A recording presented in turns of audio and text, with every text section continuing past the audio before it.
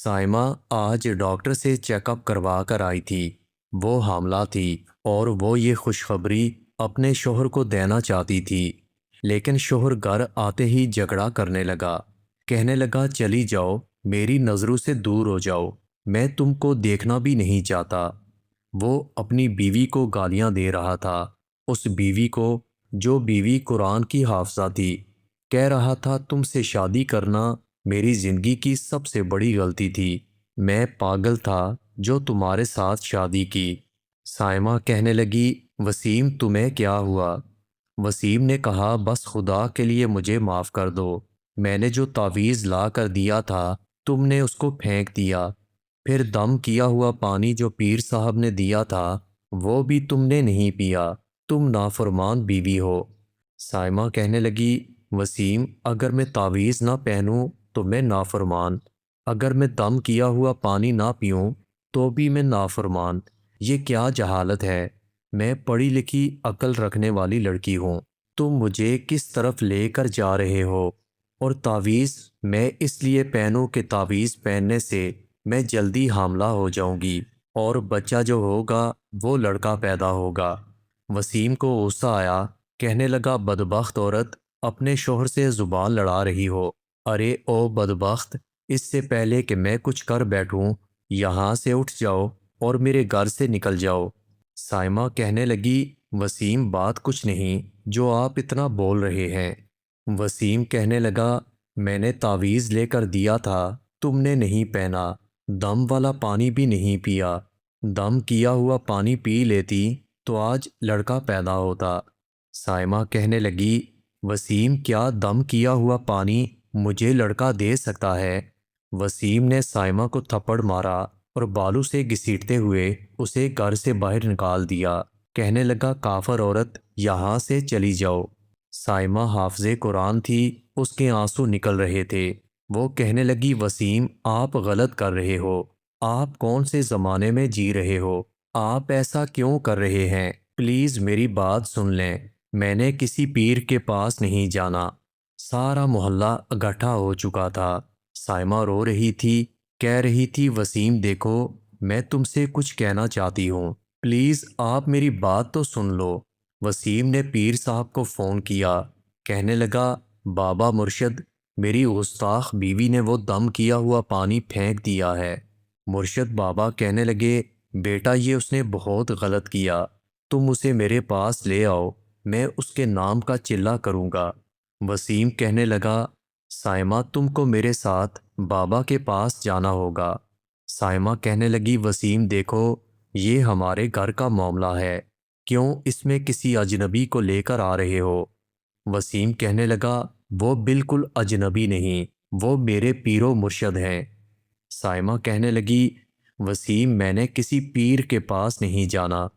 وسیم نے اسے گالیاں دینا شروع کر دیں، بات بڑھتے بڑھتے طلاق تک جا پہنچی۔ جب سائمہ نے بتایا کہ اب اسے کسی پیر کے پاس جانے کی ضرورت نہیں، تو وسیم نے خوش ہونے کے بجائے سائمہ پر الزام لگا دیا کہ اس کے پیٹ میں پلنے والا بچہ بھی وسیم کا نہیں ہے۔ جھگڑا بہت بڑھ چکا تھا۔ غصے میں وسیم نے سائمہ کے پیٹ پر لات مار کر اسے طلاق دے دی۔ سائمہ روتی ہوئی داغدار دامن لیے طلاق کا دبا ماتھے پر سجائے قسمت پر روتی ہوئی جا رہی تھی۔ وسیم اکڑ کر گالیاں دے رہا تھا، کہہ رہا تھا بدذات عورت، شوہر کی عزت کرنا نہیں آتی، ایسی عورت کو کاٹ دینا چاہیے۔ جب وسیم کے ماں باپ کو پتہ چلا تو انہوں نے آ کر بیٹے کو سمجھایا کہ تم نے بہت غلط کر دیا، ایسا نہیں کرنا چاہیے تھا۔ وسیم کہنے لگا آپ لوگوں کو نہیں پتہ، وہ خود کو پتہ نہیں کیا سمجھتی تھی۔ سائمہ جب گھر پہنچی تو اس کی حالت بہت خراب تھی۔ اس کے گھر والے اسے ہسپتال لے آئے، اس کا 2 ماہ کا بچہ اب مر چکا تھا۔ سائمہ کی حالت بہت خراب تھی، ڈاکٹر کہنے لگا یہ پولیس کیس بنتا ہے، مگر سائمہ کے گھر والوں نے سائمہ کے کہنے پر کچھ بھی نہیں کیا، سب کچھ اللہ پر چھوڑ دیا۔ سائمہ کے لیے بہت بڑا صدمہ تھا۔ آج اس بات کو 1 سال گزر چکا تھا۔ وسیم نے دوسری شادی کر لی تھی، ادھر سائمہ کے گھر والوں نے بھی سائمہ کی دوسری شادی کروا دی تھی۔ اس بار جو شوہر ملا تھا وہ ایک سچا مسلمان تھا۔ وہ زیادہ پڑھا لکھا تو نہیں تھا، لیکن وہ اسلام کو بہت قریب سے جانتا تھا۔ سائمہ حافظ قرآن تھی۔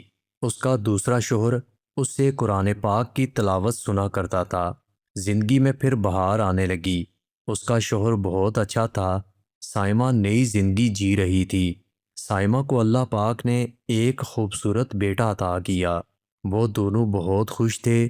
سائمہ کبھی کبھی اپنے پہلے بیٹے کو یاد کر کے روتی تھی، اور اس کا شوہر اس سے یہی کہتا تھا کہ تم اسے ایک برا خواب سمجھ کر بھول جاؤ۔ ہر کوئی اللہ کے حضور اپنے کیے کا جواب ضرور دے گا۔ شوہر کا سایہ سائمہ کے لیے سکون تھا۔ ادھر وسیم آج بھی اپنے ماں باپ سے الگ رہتا تھا، لیکن وہ تعویذ اور آج کل کے جھوٹے پیروں پر یقین رکھنے والا آج بھی بالکل وہی تھا۔ وسیم کی دوسری بیوی پہلے بھی طلاق یافتہ تھی۔ اس نے سوچا پہلے ہی معاشرے کی سرد ہوا جھیل کر آئی ہوں، اب جو شوہر کہے گا میں بالکل وہی کروں گی۔ وسیم کی بیوی کو کبھی بخار یا سر میں درد ہوتا تو وسیم اپنی بیوی کو لے کر پیر کے پاس چلا جاتا۔ وہ پیر وسیم کی بیوی جس کا نام اقصیٰ تھا اس کو دم کرتا، اس کا ہاتھ پکڑتا۔ اقصیٰ کو بہت برا لگتا تھا، مگر وہ بالکل خاموش رہتی۔ اس کو اس پیر سے ڈر لگنے لگا تھا۔ اقصیٰ نے ایک بار اپنے شوہر کو بتایا تھا، مگر وسیم نے الٹا اقصیٰ کو ڈانٹ دیا تھا۔ اقصیٰ کو پہلے بھی طلاق ہو چکی تھی۔ دوسری بار وہ طلاق کا صدمہ برداشت نہیں کر سکتی تھی۔ اسی ڈر سے وہ سب کچھ برداشت کر رہی تھی۔ وہ خاموش رہتی۔ وسیم کے سخت لہجے میں بہت غصہ ہوتا تھا۔ ادھر سائمہ اپنے شوہر کے ساتھ عمرے پر جا رہی تھی۔ اللہ کا شکر ادا کر رہی تھی کہ اس کا شوہر اسے پلکوں پر بٹھا کر رکھتا تھا۔ سائمہ بہت خوش تھی۔ وسیم اپنی بیوی کو لے کر ایک دن پیر صاحب کے پاس آیا۔ کہنے لگا پیر صاحب دعا کریں ہمارا بیٹا پیدا ہو۔ پیر نے اقصیٰ کے پیٹ پر ہاتھ رکھا اور اپنی آنکھیں بند کر کے کچھ پڑھنے لگا، اور پھر وسیم سے کہنے لگا اپنی بیوی کو 20 دن لگاتار یہاں لے کر آؤ، میں اس کے لیے دعا کروں گا، پھر تمہارا بیٹا پیدا ہوگا۔ اقصیٰ بہت روتی تھی، یا اللہ میرے شوہر کو سمجھ عطا کر، وہ غیر مرد مجھے چھوتا ہے، میں کیا کروں؟ اقصیٰ جیسی نہ جانے کتنی لڑکیاں ان پیروں کی ہوس کا نشانہ بن رہی تھیں۔ کچھ دن گزرے، وسیم کام میں مصروف رہنے لگا۔ پیر صاحب اب دعا کے لیے وسیم کے گھر آنے لگے تھے اور اقصیٰ کو ہوس بھری نگاہوں سے دیکھتے تھے۔ ایک دن اقصیٰ نے وسیم کو بتانا چاہا، لیکن وسیم کا یقین پیر صاحب پر اتنا تھا کہ وہ کچھ سننا نہیں چاہتا تھا۔ اقصیٰ بالکل بے بس ہو چکی تھی۔ وسیم پیر صاحب کے خلاف کوئی بات سننے کو تیار نہیں تھا۔ ادھر پیر صاحب اقصیٰ کو اپنی ہوس کا نشانہ بنا رہے تھے۔ ایک دن وسیم گھر پر موجود نہیں تھا۔ اقصیٰ سو رہی تھی۔ پیر صاحب گھر میں آئے۔ انہوں نے اقصیٰ کے ساتھ بدتمیزی کرنا چاہی۔ اتنے میں وسیم بھی گھر آ چکا تھا۔ اس نے دیکھا کہ پیر اقصیٰ کے کمرے میں موجود تھا۔ وسیم جیسے ہی کمرے میں داخل ہوا، اس نے دیکھا پیر اقصیٰ سے بدتمیزی کر رہا تھا۔ وسیم غصے میں پاگل ہونے لگا۔ اس نے پیر کو تھپڑ مارے گالیاں دیں۔ اقصیٰ بہت ڈر گئی۔ وسیم نے کلاڑی اٹھا کر اقصیٰ کے سر پر مار دی۔ کہنے لگا بے غیرت عورت، میرے پیچھے یہ کام کرتی ہو۔ اقصیٰ وہاں پر دم توڑ چکی تھی۔ وسیم نے جھوٹے پیر کو بھی کلاڑی مارنا چاہی، مگر وہ پیر جان چھڑا کر وہاں سے بھاگ چکا تھا۔ جب محلے والوں کو پتہ چلا تو سب لوگ اکٹھے ہو گئے۔ نیوز چینل والے بھی پہنچ چکے تھے۔ ٹی وی پر خبر چلنے لگی، شوہر نے بیوی کو غیرت کے نام پر قتل کر دیا۔ سائمہ بھی نیوز دیکھ رہی تھی۔ جب اس نے وسیم کو دیکھا تو وہ چیخیں مارنے لگی۔ وہ بہت ڈر گئی تھی۔ کہنے لگی یا اللہ اس بدبخت نے کسی معصوم کو قتل کر دیا، آخر اس کا کیا قصور تھا؟ ایک جاہل مرد کی جہالت نے ایک عورت کی جان لے لی تھی۔ دوستو، اللہ کے احکامات کیا ہیں اور ہم کس طرف جا رہے ہیں؟ خدا کے لیے اس طرح کے جھوٹے پیروں سے بچیں۔